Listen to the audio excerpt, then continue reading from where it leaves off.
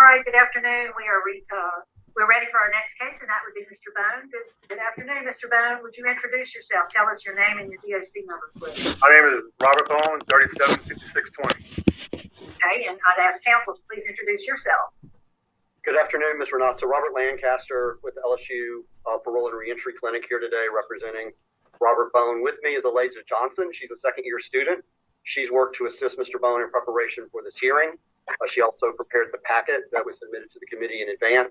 She's not certified under Louisiana Supreme Court Rule 20. However, she is ready to make a statement in support of Mr. Bone when the committee deems it appropriate. Okay, right, great, thank you. And let me acknowledge the folks you have there with you. You have Tina Latham, Elizabeth Thompson, and Chris Thompson. At the appropriate time, I think Ms. Tina has indicated she wants to speak on Mr. Bone's behalf. We'll call on her at the appropriate time. We also have by Zoom friend Emerson Simmons and Carrie Myers with the Parole Project. Here representing the victim, we also have Ms. Deanne Dion, who's indicated she wants to speak, and we'll call on her to do so as well. First, Mr. Bone, I'm going to read some identifying information into the record. Then I'll ask you to verify it. I'm going to turn it over to Mr. Roche. He has a presentation and some questions to ask you. Your case has been assigned to him. Then we'll hear from the facility staff and everybody who's indicated they'd like to speak. And before we hear from counsel, we'll allow you to make a statement at the end. Okay, you ready? Yes, ma'am. All right, you are Robert Bone. Your DOC number as indicated is 375620. You're here this afternoon seeking commutation of your sentence. You were sentenced in Lafourche Parish, February 2001, to a life sentence for a second-degree murder conviction. Mr. Bone, is that information correct? Yes, ma'am. Thank you, Madam Chairman. Before us this afternoon, we have Robert M. Bone, DOC number 375620. Mr. Bone is here this afternoon seeking a recommendation for a commutation of sentence for a second-degree murder conviction, which he originally pled guilty to on December 4th, 1996. Then sentenced to life and hard labor at DOC without benefits. But on April 4th, 2000, Mr. Bone was released from DOC custody by a court order and a new trial was ordered. This time, a jury trial was scheduled for February of the next year. His DOC master record seems to indicate that he was free until February 20th, 2001. On February 8th, 2001, over 10 months after his release by court order, a jury of his peers found him guilty of second-degree murder, the same crime that he pled to in 1996. On February 20th, 2001, the judge sentenced Mr. Bone to life and hard labor at DOC without benefit of probation, parole, or suspension in sentence. Mr. Bone was remanded back into DOC custody on the day that he was sentenced, after enjoying 10 months of freedom as a convicted felon. The original plea deal was vacated on March 30th, 2001, 1 month after he was sentenced for the second time to life at DOC. Mr. Bone is currently 49 years old. He was 22 years of age at the time he committed this murder. He's been incarcerated for 25 plus years, excluding the 10 months of freedom he had by the court order in the year 2000. Mr. Bone, today is the day that you tell this panel exactly what happened on that day in April of 1996. Your story has changed through the years.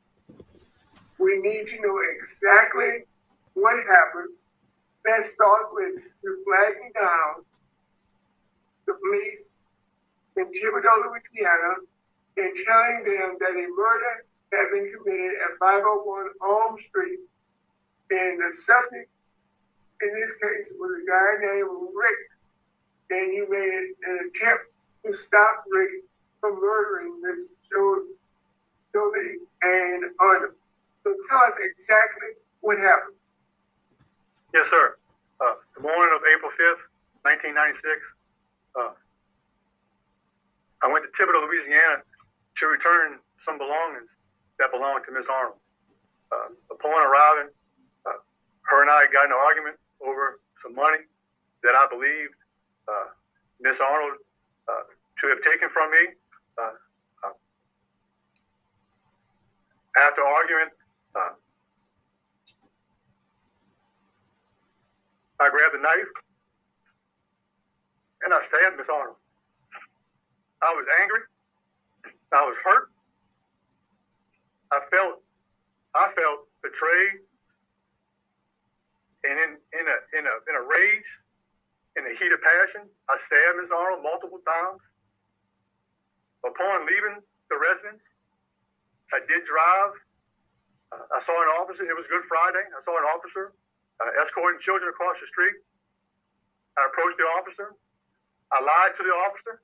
I told the officer that I witnessed the murder, that he was black, that his name was Rick. The officer gave me a police escort to the hospital. Upon arriving at the hospital for wounds that I had had, and the amount of police officers that were there, I realized that Miss Arnold had died from multiple stab wounds.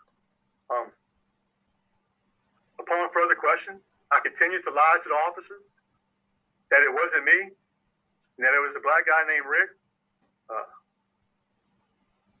After hours of interrogation, I finally realized what I had done, what had happened, and I admitted to the officer that it was me. There was no other person. I wasn't fighting off an attacker. That I was the one that took Miss Arnold's life. So why did you fabricate the story that you told us when you submitted your application? To say I was scared would be such an understatement. I was young. When I was young, I was a taker. Sir, we're talking only a year ago, 18 months ago, when you submitted the application, you told us a completely different story. Why fabricate a story 24 years after you admitted to committing the crime? When I submitted my application, I didn't have attorney help. I submitted it, but after submitting it, I realized that I victim blamed. I wrote on there that Miss Arnold had a knife. But that was still victim blaming. I was still making it her fault. And continuing to look over the application, I realized that that wasn't taking ownership, that wasn't taking responsibility, because nothing's her fault. That she didn't deserve this. I might have misarticulated what I wanted to say, but I realized that reading it after I had submitted it.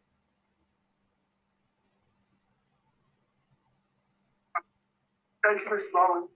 Opposition in this case comes from Ms. Christine Russell, the DA of the 17th DC, Sheriff Craig Webb, the sheriff of the Bush Parish, the victim's lover, who's adamantly opposed to any clemency, Ms. Deanne Dion, and other members of our family have voiced opposition to your clemency. Mr. Bone has a low risk assessment, has a low needs assessment. He's housed in minimum custody. He has a high school diploma, college degree. His current job assignment is a mentor, and he's also a K-9 trainer worker with the PAW program. He has a good constitutional record with positive remarks by a supervisor, programs completed, CPR training, 100 hours pre-release, anger management, major rage, thinking for a change, victim awareness, celebrate recovery, compassion, cultivation training, and many faith-based programs. Organizational participation, the Veterans Club, Pause Project, Sober Group, and many others. He had a good transition plan with the Louisiana Parole Project, then with his mother, Miss Judy Bone, and an employment plan in Folsom, Louisiana, with a wildlife sanctuary. Is that correct? Yes, sir. Disciplinary conduct. He has a total of 20 disciplinary write-ups and 25 years of incarceration. The last one, the last Class B write-up was on October 16, 2011, contraband, about 11 and a half years ago. What was the contraband, Mr. Bond? I'm not sure. I don't know what the contraband was. Okay, so, but you know you got it right up, Yes, sir. and it was for contraband, and you don't remember what it was? No, sir. Okay, great. Mr. The warden just told me it was at the rodeo. It was a painting that had barbed wire wrapped around the painting, and I received the write-up due to the barbed wire. The barbed wire was contraband. Thank you. See, that explains to me it's better than drugs, it's better than a cell phone. That's why I want to know exactly what the contraband was. It just happened to have some barbed wire trapped around the painting at the rodeo, and he wasn't supposed to have it. Yes, sir. Let's talk about community service. You are a facilitator in a couple of good time programs, and you work as a mentor and teacher in the Parole program. Tell me about that. Years ago, after thinking for a change, at the time I was under Mr. Abbott, thinking for a change. He saw a good quality in me to be a facilitator for thinking for a change. So working with Mr. Abbott, I went through a facilitator course in thinking for a change, and him and I conducted the first thinking for a change on death row. Him and I were working together, and that's when Mr. Abbott received a job promotion or a transfer out of Angola, and I conducted the first ever thinking for a change program here at Angola. Pause program. Pause is simply put Prisoner Assistant Warrior Service. We receive dogs from donations from our local shelters, and myself and a group of men train service dogs for our veterans who suffer from PTSD. Thank you.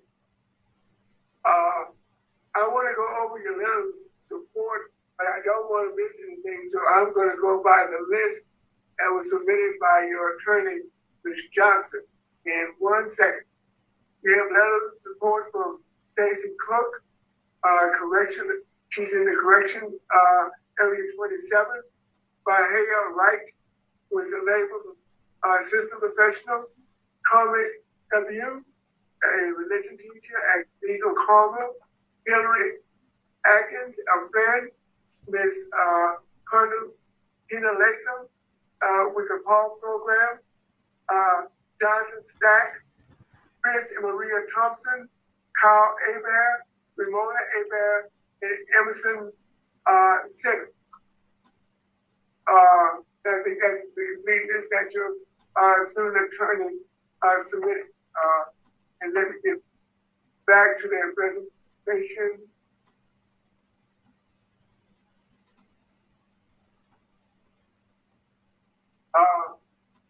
From what I discerned from the report I was given, you have very little family support.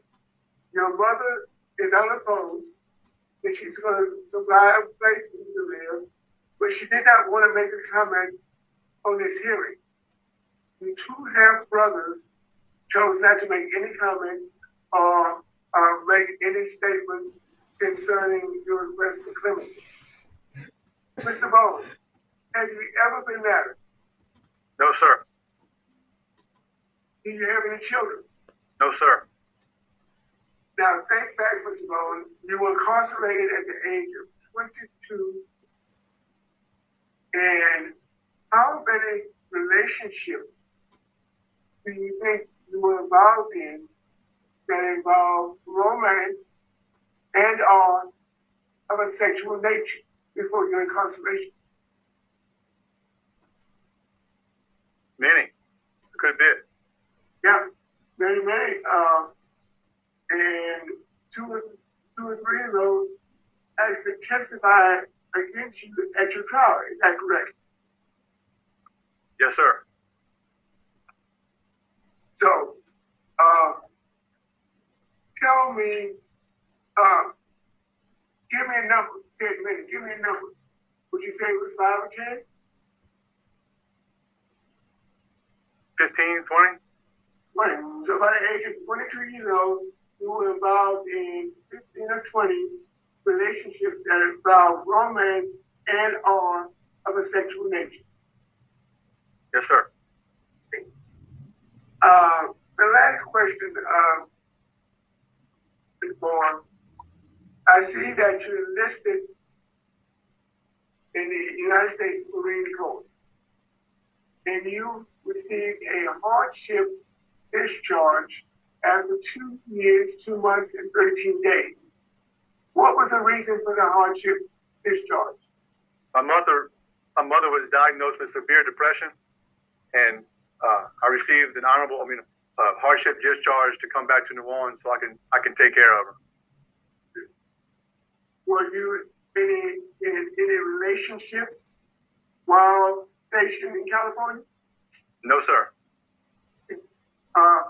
One group or 1,000, do you have any comments, remarks, or observations? Again, you did a good job on it, but he does play a major role in the bonus program. He's very passionate to the program. He does give a lot back to the institution. He does mentor a lot of offenders. I've seen a lot of growth in him since I've been here the last 24 months. Thank you, wonderful. Madam Chairman, I do have a recommendation in this case, and I will share with my other board members at the conclusion of the Senate. Mr. O'Shea, Mrs. Jackson's question. This is a couple, Mr. Bone. How long had you known the victim in this case? Just under 2 weeks. All right. And during that period of time, you developed a sexual relationship with her. Is that correct? Yes, ma'am. I will tell you, Ms. Bone, that you're only 50 years old. And if you were to be released, there will be a lot of opportunities for you to develop romantic relationships in your life. And I'm concerned about what seems to me, outside observation, is that you developed some sort of obsessive attachment to her that led you to commit this act of rage because of your obsession with her. That's what it looks like to me from the outside. So what could you say to me or to the other members of the board to make us feel comfortable that that's not going to happen in the future relationships? Yes, ma'am. Prior to coming to Angola, I was not a good person. I was a horrible person. I was a giver. I was a taker. I was a liar. I was a cheater. I was a baby of the family. In some ways, I was spoiled, and it wasn't females. It was friends. I wanted to be important for my own feelings. I wanted to feel needed. I like to be the fixer. So when I held my friends close. On the morning of the incident, I was asked if I could get somebody's windows tinted, even if it's costing to come out my own pocket to pay for something. I was a person to say, yeah, I can get it done. I know a guy or I know somebody, but relationships, I was selfish. prior to coming to prison. Since being in prison, and it didn't happen overnight, I noticed when family and friends would come visit, I could see the hurt. Mom always left crying. Friends always left not knowing why I did what I did. So I had to look deep within myself. I knew my anger was a problem. So I started looking in the mirror to see what was broken inside of me, what I needed to address. And then I made a conscious decision to be honest with those around me, to be honest with myself, and I started enrolling in self-help programs. Cage Your Rage was a big one. Thinking for a Change was a was a big one. I saw where it was, I had to stop and think. It wasn't just my feelings, it was to understand the feelings of others. I'm a firm believer in that you choose your behavior, you choose your consequence.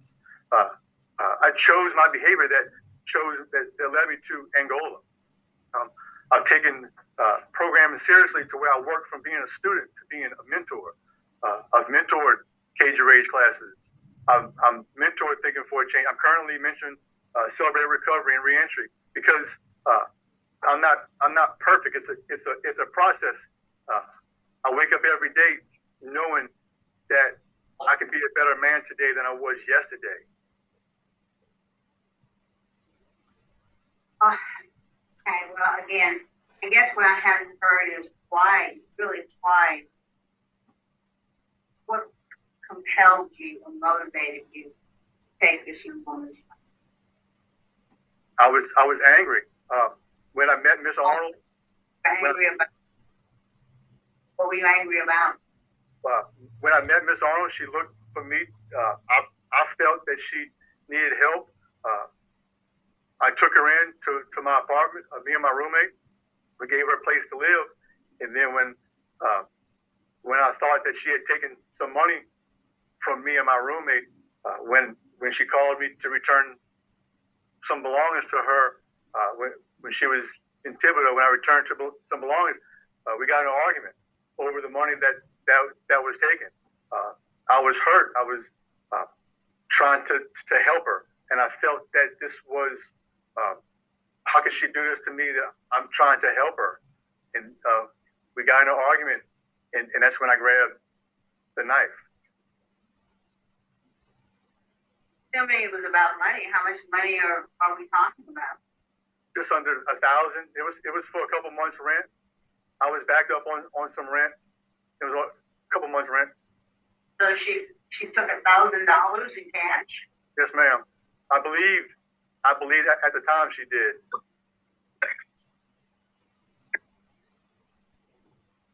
All right, thank you. That's all, Ms. Tina. And thank you. Can we hear now from Tina Latham? Hi, I'm Tina. I've known Robert Bones for about 9 years now. I met him at the rodeo, buying some painting. I was the first one who bought his first puppy for him for cause. Since I first met him, I've noticed a big change in him, from the way he would first talk and introduce himself, act towards people in greetings, how he interacts with people, to how he is now. It's like a complete 180 turnaround. His whole attitude towards people. The way he is now, big difference. When he gets paroled out, hopefully he does, I will be a big support system like I am now towards him. We're friends. I'll stand by him just like I am now. We'll stay by each other. He's a big person. He lives up to what he's doing. You know, he makes a difference. He helps a lot of people in Angola. With every class he does, he teaches, he helps people. He makes a difference.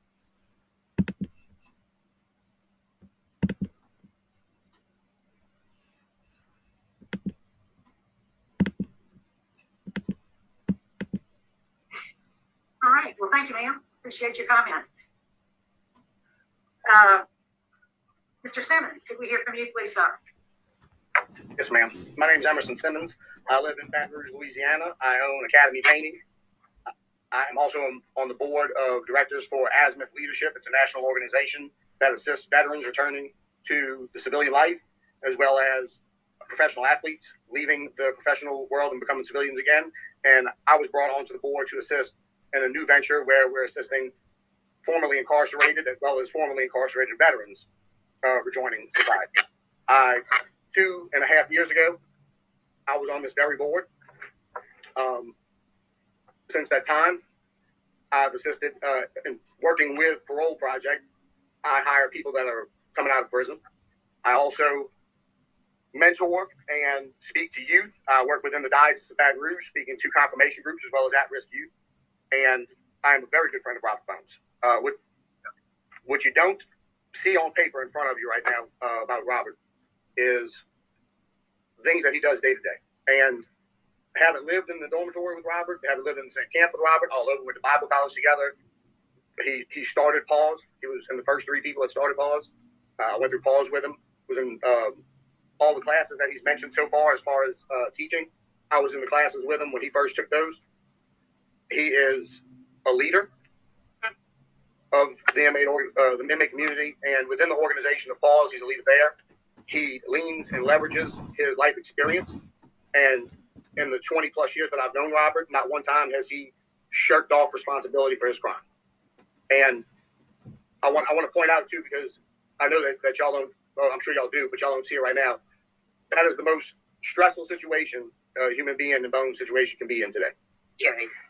Sitting there, re-going through everything, facing it in front of a group, it's not easy, and the words don't come as easy as they should when you're admitting to your wrongs.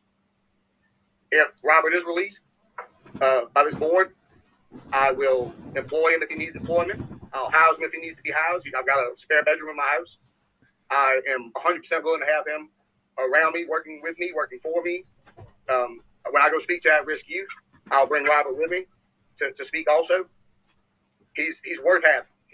We need more people with the leadership skills and the life skills that Robert has accrued over this time in prison. We need more people in our communities like Robert. And I thank the board for hearing him and being fair judges. Thank you very much. All right, thank you. Thank you. Mr. Myers. Yes, good afternoon. Kerry Myers with Louisiana Parole Project. Here to tell you that we're prepared to bring Mr. Bone into our program to provide him the transitional services that he will absolutely need after 27 or 28 years, however long it would be, till he would be released. We understand the needs that someone who has been incarcerated that long has, and we know that we can meet those needs. They're very important. I'd also like to say that our motto is believe in second chances. This organization, and if you believe in second chances, Robert Bone is a quintessential example of someone who's prepared himself for a second chance. Someone who's worked on himself, recognized, as he just told you earlier today, a little while ago, recognized who he was when he committed this crime, recognized that he was not a good person, and the things that he's done during his incarceration, the programs that he's taken, the things that he's been involved in to give back, not only to the community at Angola, but also in Pause to veterans with PTSD. He understands the value of giving back and second chances. So we would just ask this board to consider all the work that he has done over these years, to consider his recognition of his own actions, and the fact that he has an excellent support system, transitional program, waiting for him, and grant his request today. Thank you, sir. Now, this time we'd like to hear from Ms. Deanne Dion.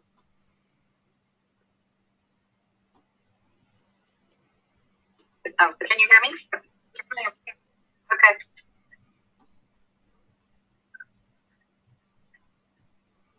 You want me to say something? My turn? Yes, ma'am. Yes, ma'am. Turn. Okay. I am, how can I put this? I am in shock, total disbelief that the way my daughter, my firstborn daughter, and he only met her, the first thing he did was take a butter knife and stabbed it in her head. He used 6 other steak knives all over his body. The corner, everything that is in the records. He didn't know. I don't know what I don't know. Those are God in heaven, but I want him to go to hell. He's going to go to hell for what he's done. He has not.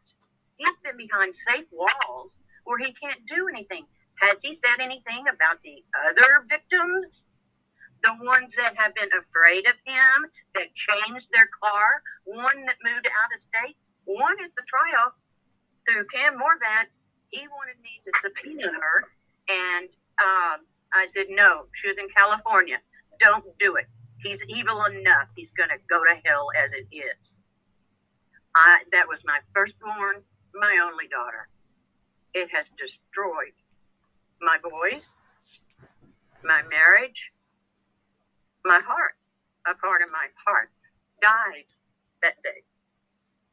He no more deserves, I don't care if he's, my prayer, and I'm just going to be very honest, okay?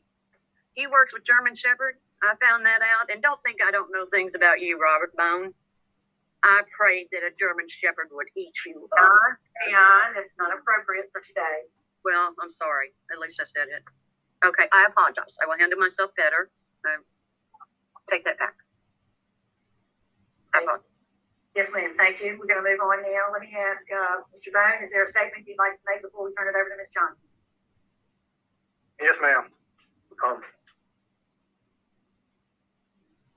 It's taken me a long time to get here.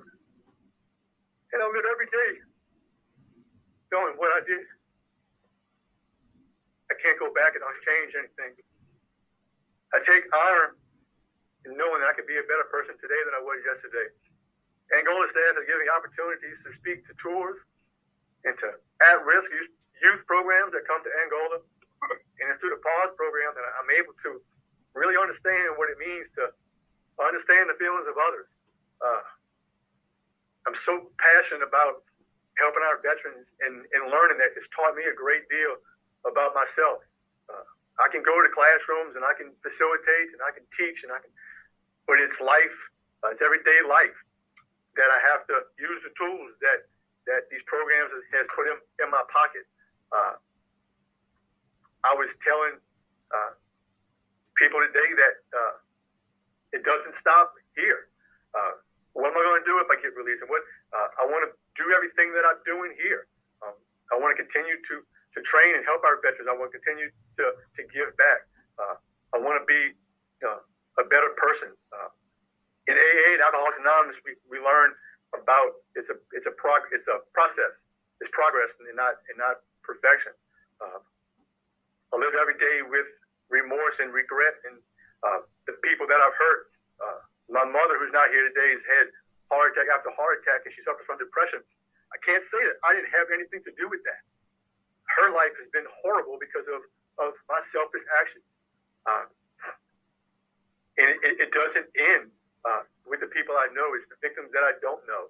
It's past relationships. It's past friendships. Looking back, I wasn't a good person. I was horrible. But over the years of self-reflecting and looking at within to see what's wrong and where do I go? How do I become a better person? How do I teach others? What the board doesn't know is that in 1992, I came up here on a tour, and it wasn't impactful. I don't remember much from that tour. So when I speak to kids who come on tours, I try to leave with them the impact that is made on me and how being defiant to your mother can lead to worse things. Thank you. All right. Thank you. Ms. Johnson. I'd like to conclude. Thank you. Members of the board, on behalf of Mr. Bone and my professor, Robert Lancaster, we just want to say thank you for the opportunity to hear us today at this hearing as we are advocating in support of Mr. Bone's clemency. I want to give a little background on how we came here today. Mr. Bone became a parole project in LSU Law Clinic because I was here on a tour with Mr. Lancaster as part of our class. And we were just very moved by Mr. Bone's story and also the way that he emphasized our purpose in rehabilitation and supporting second chances, as Mr. Myers said earlier. Mr. Bone is not the same person that came to Angola over 20 years ago. In fact, as he has stated, my client is his own best advocate in saying that he came at a time in his life where he was broken. Life had become uncontrollable for him. He had control issues. He had anger issues. And during his time at Angola, he has been able to not only address his issues and work on his anger and learning how to not only control his emotions, but understand and accept that his actions are only his actions, and the emotions and actions of others are not something for him to address. And besides that, he has taken the opportunity in prison to help others achieve that same outcome and be able to seek actual rehabilitation, not by just taking classes, but being changed. And in all of his work with Paul's, in being a facilitator, in taking courses, taking the steps to make sure that he is utilizing his time at Angola in a productive way, despite not knowing if he was ever going to be released, is powerful, and it has an impact on not only those here in Angola, but those on the outside.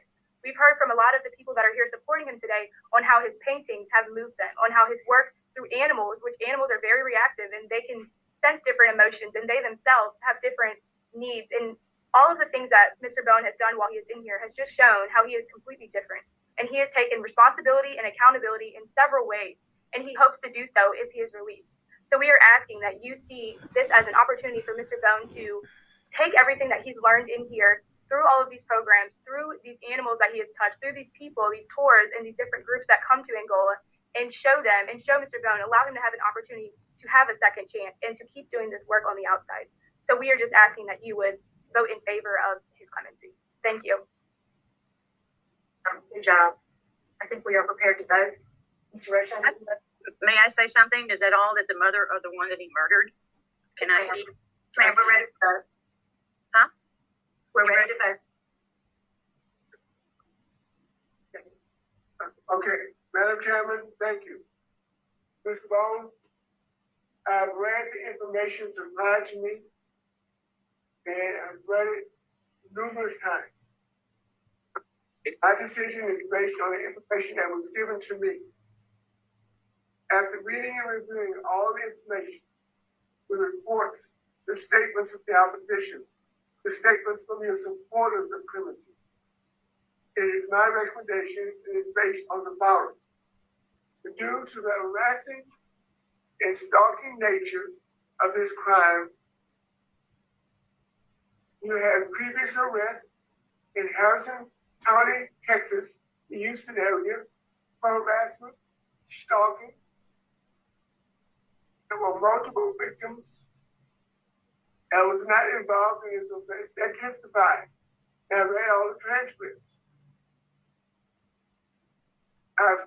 In my opinion, this is my opinion, I only have one vote, that you are a risk to public safety. You're controlling manipulative activity while in relationships leads me to believe that you are if I can't have you, nobody can. That kind of guy. I've supplied a place for you to live, and you are leaving me. That's pretty much what it was all about. And I think the risk to public safety, because of the egregious and deliberate act which you perpetrated on the victim, it's so egregious, I don't think 25 years would be considered insufficient time served. The adamant opposition from the victim's family, very strong opposition from the DA's office and law enforcement. My recommendation is that we deny your request. Mr. Roshan, Arabella? Thank you, Madam Chairman. Mr. Bone, you've done a lot of good things while you've been in prison. You're low risk. You've got a good transition plan. You've taken a lot of programs. Johnson has done a fantastic job for you. She signed all of the things that you've accomplished. But I share Mr. Roche's concerns about the nature of this crime.